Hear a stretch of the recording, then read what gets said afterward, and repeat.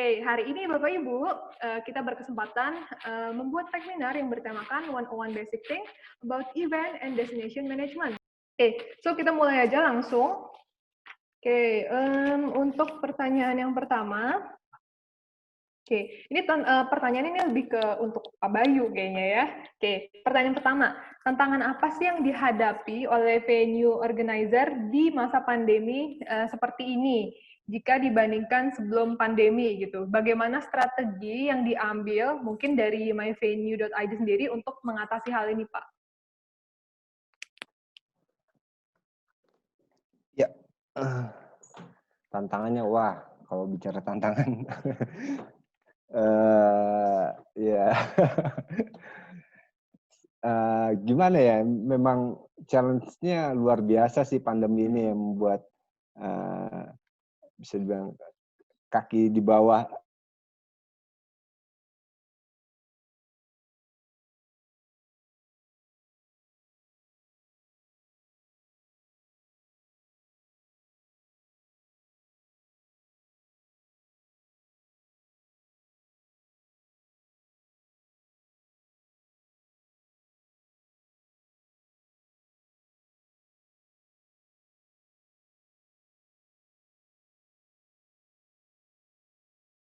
Aja ke Mas Kris. Thank you. Oke, thank you Pak Jo juga untuk jawabannya ya. Oke, kita akan lanjut lagi untuk pertanyaan berikutnya. Oke, ini pertanyaannya lebih untuk Pak Jo kayaknya ya. Oke, jadi ICTM adalah event yang mempertemukan seller dan buyer dalam bisnis MICE gitu. Seller kebanyakan berasal dari pelaku pariwisata lokal, khususnya penyedia tempat MICE. Adakah tips bagi para pelaku usaha di sektor ini untuk meyakinkan dan memperoleh buyers di tengah pandemi seperti sekarang? Oke, menarik. Dari 3 bulan terakhir ini, bisa dibilang ICTM melakukan sesuatu yang anti mainstream. Di saat semuanya merubah ke arah online, kami terus maju dengan offline. Dan pembelajaran kami adalah bahwa memang dengan mempertemukan, kita membawa aura positif. Jadi kita membawa harapan baru, kita membawa harapan kepada teman-teman industri lokal. Bahwa banyak sekali insight yang mereka peroleh ternyata salah. Banyak perusahaan yang kita pikir semuanya masih WFH, mereka nggak punya kegiatan dan lain-lain, sebetulnya nggak. Mungkin selama ini mereka nggak punya kesempatan atau mereka nggak punya kesempatan untuk bertemu dengan orang yang tepat. Jadi apa yang kami lakukan adalah kami membantu dengan mengkualifikasi siapa buyer-buyernya, kita identifikasi, kita yang melakukan research dan lain-lain, lalu kita undang, kita pertemukan mereka dengan para pelaku lokal. Nah, dari sana akhirnya semuanya saling belajar bahwa memang industrinya berubah, bahwa bisnis yang tradisional itu berubah, tapi ternyata memang ada peluang bisnis baru dengan cara yang berbeda. Jadi itu yang kita coba lakukan dari dalam kegiatan ICTM sendiri. Yang kita lakukan adalah kita mencoba menginspirasi bahwa kolaborasi itu bisa terjadi, bahwa peluang bisnis itu masih ada, mungkin tidak sama dengan bisnis yang sebelumnya. Jadi itu yang kami lakukan. Ya itu kurang lebih itu bagaimana kami mempertemukan antara buyer dan seller. Oke, thank you Pak Jo untuk jawabannya. Oke, kita lanjut lagi ke pertanyaan berikutnya. Oke. Salah satu tantangan dari Destination Management Organization adalah memberikan pemahaman terhadap masyarakat agar tidak memandang pariwisata sebagai hal yang negatif. Bagaimana strategi untuk menjawab tantangan ini, Pak? Silakan dari Pak Jo dulu boleh, mungkin kalian. Oke. Mungkin masalah pemberitaan ya. Jadi ICTM sendiri kita bekerjasama dengan MNC Media Group sebagai media partner. Jadi apa yang kami coba lakukan adalah kita berusaha untuk membangun suara-suara positif. Karena di luar sana banyak suara-suara negatif. Nah, apa yang kami coba lakukan adalah memastikan bahwa kita punya cukup suara, kita memastikan kita punya cukup channel, communication channel, bahwa yang kita lakukan ini adalah hal yang baik. Yang sayangnya di Indonesia, kalau kita mau jujur gitu ya, bahwa berita buruk itu lebih banyak dikonsumsi, lebih menarik. Setuju. yang sifatnya provokatif itu lebih menarik. Jadi akhirnya ya kita harus bekerja sama dengan media. Tentunya kita juga berharap nantinya bisa bekerja sama dengan lebih banyak media partner untuk memberitakan hal-hal yang baik. Kalau kita nggak bawa hal-hal yang positif, ya pastinya nggak akan naik-naik juga kan. Jadi ini memang satu kerjasama yang harus dilakukan bareng-bareng. Kita tidak melihat adanya kompetisi antara satu dengan yang lain, justru kita melihat dalam situasi seperti ini, kita harus gandengan tangan untuk berkolaborasi, untuk keluar dari situasi ini. Seperti itu sih. Oke, siap. Thank you Pak Jo untuk jawabannya. Ada penambahan mungkin dari Pak Kris atau Pak Bayu? Iya, terkait DMO ini mungkin faktor ya Mbak sedikit menambahkan ini terkait erat kaitannya dengan kebijakan pemerintah daerah ya, karena poinnya di situ juga Destination Management Organization-nya di situ ya. Bagaimana daerah itu bisa berpihak kepada industri di saat seperti ini ya. Terus terang ada beberapa daerah yang misalkan untuk kegiatan MICE gitu ya, ada yang sudah open, ada yang masih sangat tertutup. Sebutlah misalkan Jakarta itu kegiatan yang sifatnya menghimpun massa itu masih menjadi momok ya kalau di Jakarta. Tapi misalkan di daerah lain sebutlah Bali atau Bali ya mungkin sudah ada agak friendly. Jadi memang awareness itu juga harus ada di tingkat lokal, di pemerintahan lokal, Pemda terutama dari 1-2 ya. Oke. Thank you Pak Bayu untuk jawabannya. Dari Pak Kris ada penambahan mungkin? Berarti semuanya sudah ya?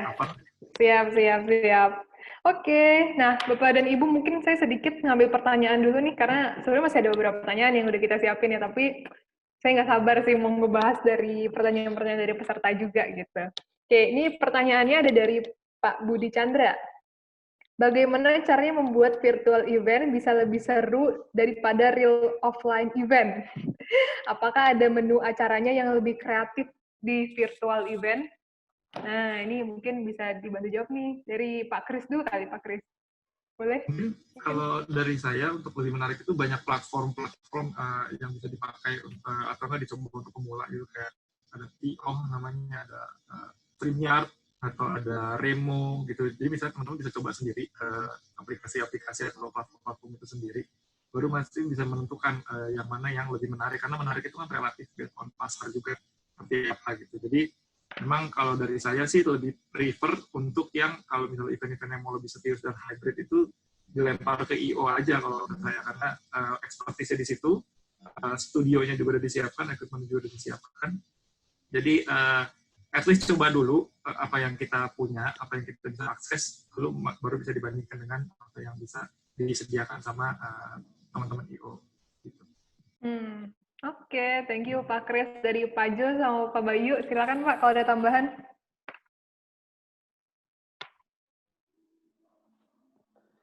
Saya rasa sudah di-cover sama Mas Kris. Percayakan kepada teman-teman IO dan PCO juga gitu ya. They know the best. Dengan teknologi yang memang digunakan dan tentunya disesuaikan dengan objektifnya masing-masing sih. Oke, thank you Pak Jo. Dari Pak Bayu ada tambahan Pak Bayu? Sementara enggak, ya. Benar ada. Kata Mas Kris ya. Oke. Pada IO ya, oke. Sip, terima kasih. Oke, kita akan lanjut ke pertanyaan berikutnya nih. Oke, pertanyaannya dari Pak Afton. Kedepannya jika pandemi berakhir, bagaimana peluang online event agar tetap diminati dan eksis? Itu pertanyaannya. Lalu, dan kedua pertanyaannya, adakah regulasi dari pemerintah, contohnya kondisi pandemi event batal, adakah semacam undang-undang gitu ya, yang memberikan jaminan kepada perusahaan atau IO? Kayak gitu. Jadi kalau misalnya eventnya batal nih dari pemerintah itu sebetulnya ngasih regulasi untuk apa ya IO atau penyelenggara itu tetap ada jaminannya gitu.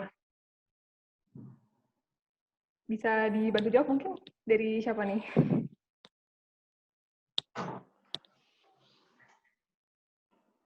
Pak Jo dulu kali, Pak Jo dulu. Silakan Pak. Saya jujur saya nggak punya jawabannya. Kalau ada undang-undang yang memproteksi itu, saya rasa lebih ke arah agreement dengan para pihak aja yang harus diperhatikan dan juga didiskusikan dengan baik. Oke, baik. Thank you Pak Karena Jo. sifatnya komersial. Oke. Baik. Dari Pak Kris atau Pak Bayu mungkin? Untuk regulasi dari pemerintah sendiri, kalau dari saya bukan kapasitas untuk menjawab, cuman yang bisa saya bilang yang tadi, mungkin saya ulang sedikit mengenai perjanjian kita antara organizer dengan venue, mungkin antara venue dengan customer-nya, di mana itu sudah banyak menjadi polemik pada saat cancellation ataupun postpone event. Itu mungkin kita pegangannya sih bukan di regulasi pemerintah sih kalau sekarang, tapi pegangannya dari kerjasama sama pegangan kita. Gitu. Bagaimana kita tidak mendapatkan kerugian dari cancellation, tapi bagaimana pihak venue juga bisa mendapatkan customer sebanyak-banyaknya, memberikan proteksi kepada customer-nya untuk kalau cancel itu aman apa gimana gitu. Paling sih kalau dari saya itu. Oke, thank you Pak Kris. Dari Pak Bayu ada tambahan Pak? Ya, ini pembatalan ini yang sifatnya, maksudnya ini kan belakangan baru 2-3 hari lalu ada yang cukup viral ya, pembatalan konser Tulus. Itu kan, tapi itu kan terkait dengan perizinan ya. Nah, yang saya pertanyakan justru ini pembatalan karena government atau pembatalan bisnis ya, misalkan klien dengan CEO batal atau seperti apa ya. Nah, kalau contohnya konser Tulus yang kemarin itu batal karena memang terkait sama perizinan kan ya, waktu itu ya, last minute itu viral segala macam, padahal udah GR, udah kalau nggak salah jam 8 show, jam 4 baru terima surat pembatalan, penundaan sih. Itu kan memang agak shock ya buat organizer ya. Apa biaya vendor harus sudah tetap keluar, venue juga udah keluar, nah, itu kan beban buat si organizer atau promoter. Nah, di kalangan industri sendiri muncul kemarin sempat diskusi ada bagaimana meminimais kerugian itu dengan insurance. Nah, insurance yang cover soal itu memang di Indonesia masih minim ya. Kecuali mungkin untuk event-event besar, big event, kalau konser dengan artis mancanegara, otomatis mungkin agent sana juga udah cover itu ya untuk insurance-nya. Tapi yang skala-skala lokal ini memang kadang masih ya bisa dibilang sulit ya untuk mendapatkan perusahaan asuransi yang mau mengcover itu ya. Mungkin itu jadi tantangan juga buat industri event, gimana berkolaborasi dengan insurance ya, perusahaan-perusahaan insurance di Indonesia gimana supaya bisa mengcover itu. Apakah cukup dengan PK misalkan jika itu event pemerintahan, atau dengan apa ya? Mungkin sama itu harus dibuka wacananya ya dengan pihak insurance. Oke, siap. Terima kasih Pak Bayu untuk masukannya, insight-nya. Oke, kita akan lanjut lagi ke pertanyaan berikutnya. Oke, pertanyaan dari Pak Gandhi Sucipto. Hal apa saja yang harus disiapkan I.O. dalam program pengembangan destinasi pariwisata atau DMO? Wah, ini siapa nih yang kira-kira lebih cocok jawab ya? Pak Jo kali ya? Bisa dibantu mungkin, Pak? Oke. Saya coba jawab deh. Saya rasa ini pertanyaan cukup besar, yang cukup besar sih. Saya rasa kerjasama dengan pihak Kementerian Pariwisata dan Ekonomi Kreatif dan juga dengan kantor dinas pariwisata itu sudah harus, itu mutlak. Lalu juga bekerjasama dengan para asosiasi, perwakilan asosiasi, karena nggak akan cukup kita bisa lakukan itu sendirian, dan ini harus bersama-sama. Jadi saran saya memang kolaborasinya harus ditingkatkan lebih baik lagi dengan semua stakeholder. Oke, baik. Terima kasih Pak Jo untuk jawabannya. Mungkin semoga terjawab ya Pak Gandhi ya, sedikit kurang menjawab gitu. Oke, mungkin dari Pak Kris atau Pak Bayu ada tambahan lagi mungkin? Kalau mengenai destination management, kalau menurut saya selain apa yang sudah dikatakan Pak Jo, kalau saya bisa menambahkannya memang yang harus disiapkan adalah bagaimana para organizer itu lebih mementingkan objektifnya adalah destination ini biar bisa hidup kan. Jadi bagaimana organizer-organizer itu menggunakan supplier-supplier lokal dari makanannya, kalau misalnya ada bukenya juga bunga-bunganya dari bunga-bunga lokal, dekorasi dan lain-lain. Gitu. Jadi di mana event di satu tempat itu, di satu destinasi itu bisa ada impact-nya buat orang-orang sekitarnya di area itu. Kalau kata saya sih, at least diemphasize itu kalau yang bisa tambahin. Oke. Thank you Pak Kris. Dari Pak Bayu ada tambahan Pak? Enggak sih ya, kurang lebih sih sama ya. Peran-peran lokal sih, pemerintah lokal memang besar untuk itu ya. Gimana mereka mengatur, ya seperti yang tadi saya bilang, regulasi kebijakannya memang harus berpihak untuk industri ya, lokal terutama. Oke, baik. Terima kasih Pak Bayu. Bapak Ibu, teman-teman semua, mungkin nanti kita juga akan buka kesempatan buat Bapak Ibu dan teman-teman yang mau nanya langsung. Bisa pakai aplikasi raise hand di bawah sebelah kanan itu ya. Jadi nanti raise hand aja, kita akan bantu untuk unmute gitu ya. Jadi yang mau nanya nanti boleh raise hand juga dari sekarang ya, biar nanti kita bisa pilih. Oke, pertanyaan berikutnya kita lanjut dulu ya, sambil nunggu yang lain ada yang raise hand nanti. Oke, pertanyaan berikutnya. Oh ini kayaknya masih kuliah nih kayaknya kakaknya nih. Dari Kak Kemal Fuad Ramadan. Mau tanya ke Pak Kris. Oke, pengetahuan saya selain kampus NHI, apakah ada lagi kampus di Indonesia yang menggelar program pasca sarjana event management? To be honest, Kemal, saya tidak tahu kalau untuk yang di Indonesia untuk program pasca sarjana event. Jadi saya nggak bisa jawab, sorry banget. Tapi boleh share nggak Kak Kris, kira-kira kalau misalnya di luar gitu yang Kak Kris mungkin tahu gitu, yang wah nih bagus nih S2-nya nih kalau event management gitu?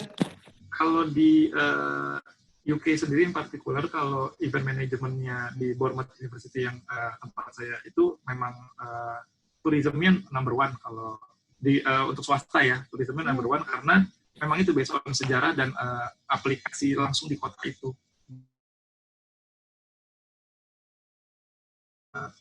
Lokasi Coventry juga oke, Coventry, lalu London nggak terlalu, cuman dia banyak di PCO, di MICE juga banyak. Jadi memang kalau dari saya tipsnya adalah kalau memilih tempat kuliah, apalagi overseas ya, itu pilih kotanya dulu, jangan ya kalau kuliah standar lah. Kalau misalnya kampus memang ada yang top 10 dan lain-lain, cuman kalau saya lebih prefer pilih kotanya dulu.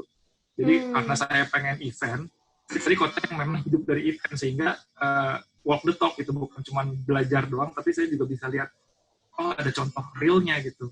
Itu yang kalau saya pelajari sih. Dan di Indonesia sendiri saya belum tahu. Tapi keuntungannya kalau misalnya teman-teman belajar di luar, kita bisa belajar emphasize di regulasi. Kalau di event kayak di sekarang tuh kita belum punya regulasi yang bagaimana melindungi. Kita bikin event di hutan pinus, bagaimana melindungi burung-burung langka agar tidak berisik misalnya. Di sana saya belajar, kayak waktu itu saya pernah bikin volunteer di event di Skotlandia, di mana eventnya itu di hutan pinus, di mana jadi polemik di konsil di pemerintahannya karena lagunya berisik, mengganggu burung-burung langka sehingga dia stres nggak bisa kawin. Sehingga ditetapkanlah regulasinya tidak boleh lebih dari 75 desibel. Misalnya kayak gitu kurang lebih. Nah, di sini tuh belum ada yang kayak gitu.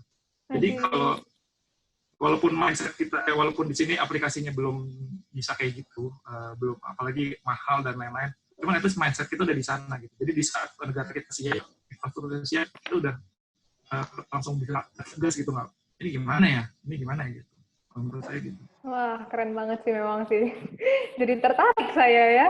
Nah, itu ada yang jawab juga tuh, Pak Kemal tuh dari Ivana ya, Kak Ivana. Kalau nggak salah di Prasmul ada katanya BSD gitu ya. Sedikit info juga mungkin yang saya tahu sedikit. Kalau di Jakarta mungkin bisa cek juga STP Trisakti ya, Sekolah Tinggi Pariwisata Trisakti. Kebetulan saya lulusan sana juga S1 Tourism.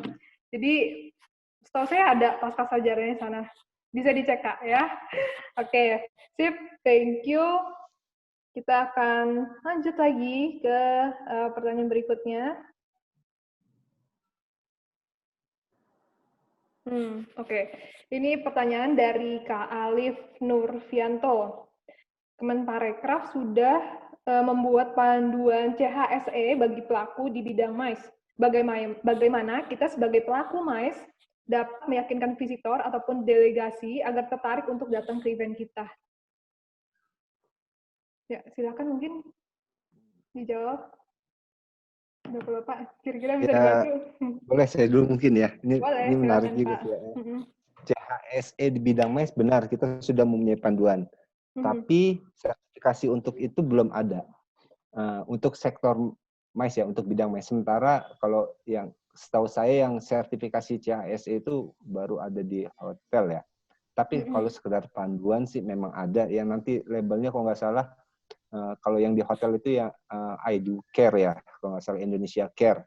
Jadi kalau dia lulus sertifikasi, dia akan dapat logo itu ya, hotel, untuk hotel misalnya. Nah, kalau untuk MICE ini yang memang menjadi pertanyaan, dan mungkin itu juga ada korelasinya kenapa ada beberapa event yang nggak mendapatkan izin, meskipun itu, karena belum ada masyarakat melihat bahwa kegiatan MICE itu aman dan bukan akan menjadi sebuah klaster baru untuk itu. Nah, saya rasa ini penting nih. Ini mungkin PR pemerintah kali ya, yang supaya CHSE bidang MICE ini segera terrealisasikan ya.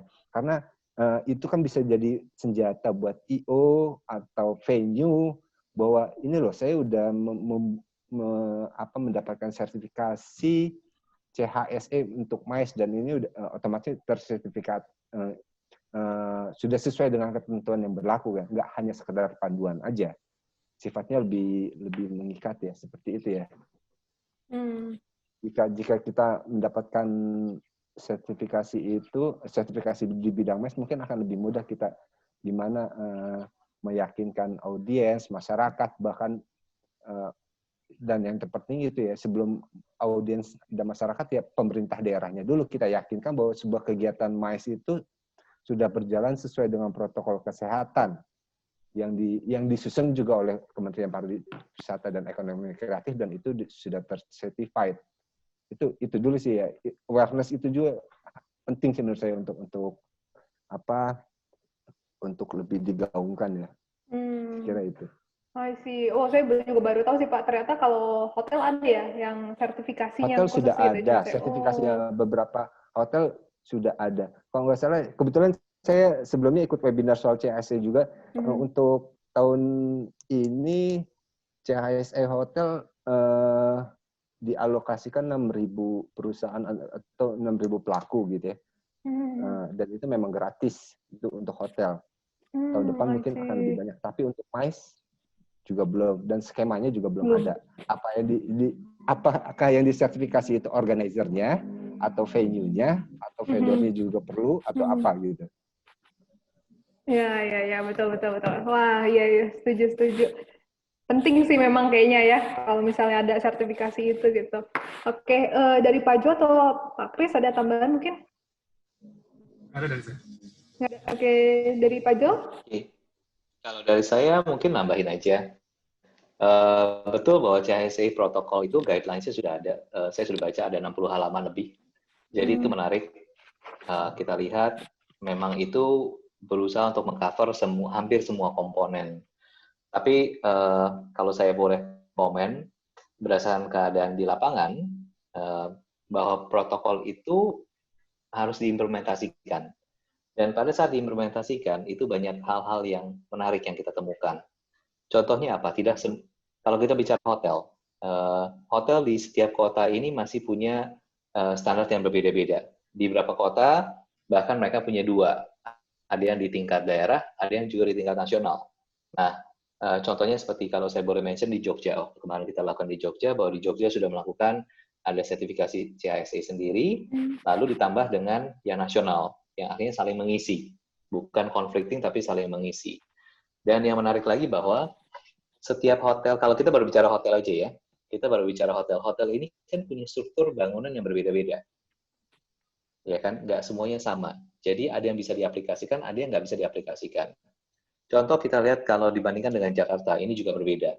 Mengenai buffet.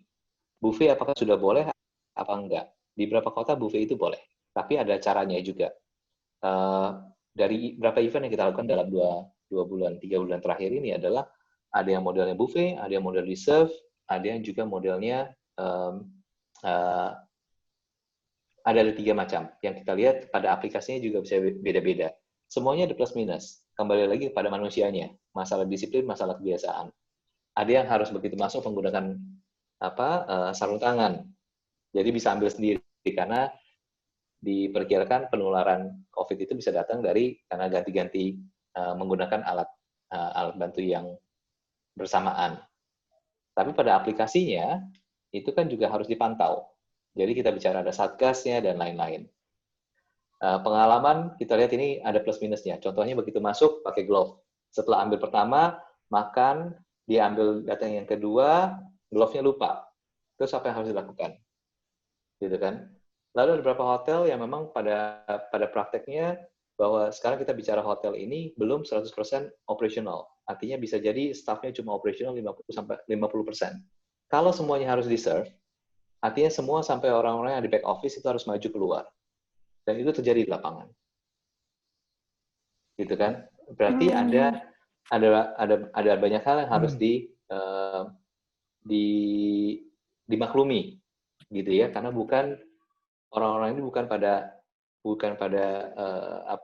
scope kerjanya, tapi mereka berusaha membantu. Jadi ada beberapa yang harus kita trade off. Terus juga ada yang modelnya buffet tapi menggunakan di-serve pakai ada mikanya. Jadi ada pembatas. Jadi kita tinggal tunjuk lalu diambilin sama mereka. Nah, berdasarkan dari praktek yang kita lakukan bahwa ini hal-hal yang sangat lumrah gitu kan. Kalau kita mengacu hanya pada satu protokol kesehatan, bisa jadi itu nggak applicable. Bisa jadi karena tadi situasi kondisi ruangannya tidak tepat atau kondisi supporting services yang nggak ada. Dan itu baru kita bicara hotel, baru di tempat makan. Lalu belum lagi kita bicara mengenai kemampuan hotel untuk melakukan disinfektan pada saat program itu berubah. Setup ruangan seperti apa, pintu masuknya seperti apa. Banyak hal yang bisa dilihat. Jadi ya pembelajaran kami waktu mencoba mengaplikasikan dari protokol kesehatan adalah memang harus disesuaikan dengan kondisi di lapangan. Kita sempat tes juga kalau outdoor itu situasi seperti apa. Jadi ya ini hal yang menarik dan kembali kepada manusianya juga. Bisa juga satu lagi tambahan yang menjadi paling krusial, kita bisa jaga dari awal sampai akhir, tapi begitu manusia tadi yang disampaikan, manusia adalah makhluk sosial, begitu ketemu, refleks. Udah lama nggak ketemu manusia kan, cepika-cepiki. Yes. Itu yang sering lupa. Jadi harus ada satgasnya, ada yang ngingetin, Pak, nggak boleh ini ya. Nah, jadi banyak hal menarik yang ada di lapangan sih. Mungkin itu dari saya. Setuju. Thank you, Pak Jo. Memang kemarin kita juga kebetulan beberapa bulan lalu ya, kita bikin tech webinar juga. Kita ngundang beberapa judulnya tentang hotel innovations, di mana kita ngundang beberapa pihak-pihak hotel nih, ya kan. Mereka sambil promosi juga untuk event, maksudnya untuk hotel mereka gitu. Apa sih inovasi-inovasi apa lagi masa new normal gini? Apa saja yang bisa ditawarkan gitu kan ke peserta gitu ya. Itu juga salah satunya mungkin ada hotel yang memang dari mereka sih katanya beberapa hotel tuh ada yang sampai saat ini belum buka buffet waktu breakfast gitu ya. Jadi breakfastnya dianterin ke kamarnya masing-masing gitu sih. Jadi banyak sih, maksudnya kalau dari pihak hotel kayaknya mereka juga mereka ngelihat situasi juga gitu ya yang berkembang seperti apa dan harus seperti apa nih treatnya gitu kurang lebih. Sip. Thank you Pak Jo untuk masukannya menarik banget. Selanjutnya Bapak dan Ibu nih saya mau nanya nih, nggak ada yang nanya nih yang resen. Saya mau bantu untuk unmute nih kalau misalnya ada yang mau nanya. Oke, mungkin bisa yang mau nanya resen sekarang. Sambil kita nunggu mungkin bisa resen sekarang, saya mau ada satu pertanyaan lagi sini. Oke, pertanyaan berikutnya adalah bagaimana prospek karir seorang event profesional? Nah, ini kan mungkin di sini juga banyak teman-teman mahasiswa juga ya dari yang masih kuliah gitu ya, atau yang baru mau kuliah ngambil jurusan pariwisata maybe ya kan. Nah, mungkin bisa dijelaskan nggak sih Pak, maksudnya sebetulnya pariwisata tuh banyak juga apa ya, pandangan-pandangan yang kurang mengenakan gitu ya sebetulnya ya, karena katanya aduh kuliah pariwisata jadi apa sih gitu kan, macam-macam gitu, ntar kerjanya apa sih gitu. Banyak juga isu-isu yang di luar sana gitu ya, yang merendahkan apa namanya profesi dari pariwisata sendiri gitu. Mungkin bisa dong Pak di-share ke kita gitu. Kira-kira apa sih prospeknya gitu? Apa aja sih kira-kira keunggulannya gitu? Dari siapa dulu nih? Pak Kris dulu kali, Pak Kris. Boleh Pak? Kalau dari saya, kalau ngomongin prospek ya mungkin bisa start di, kalau saya sih ini nggak ada yang mau pasti, cuman kalau saya bagusnya tuh yang kelihatan tuh kalau baru benar-benar fresh graduate tuh dihajar di agensi dulu. Karena di agensi itu kita bisa, bukan di client side, tapi kita bisa dihajar sama beberapa banyak project, jadi kita bisa belajar nge-handle. Nah itu kalau mau keluar bisa ke company, di company itu banyak, bisa jadi campaign strategist, brand activation, terus habis itu growth marketing, ya bisa aja, bisa enggak. Jadi sekarang apalagi udah ada digital event, sekarang bisa jadi digital event strategist, itu udah ada, udah buka. Di hotel juga bisa, venue management, definitely. Terus ya kurang lebih gitu, di tourism tuh banyak banget, karena major event itu, saya juga event management itu masuk dalam fakulti tourism gitu, jadi memang akan lebih banyak diemphasize ke tourism. Organizer pastinya, mungkin Pak Bayu, Pak Jo juga bisa tambahkan. Ya masih sedikit lah pengalaman saya di sini. Oke, dari Pak Bayu atau Pak Jo mungkin boleh nambahkan. Kalau dari saya, event itu ini ya, salah satu kegiatan tertua yang mungkin setua manusia juga. Jadi prospeknya pasti ada terus di sana. Yang penting pesannya cuma satu, pakai hati aja.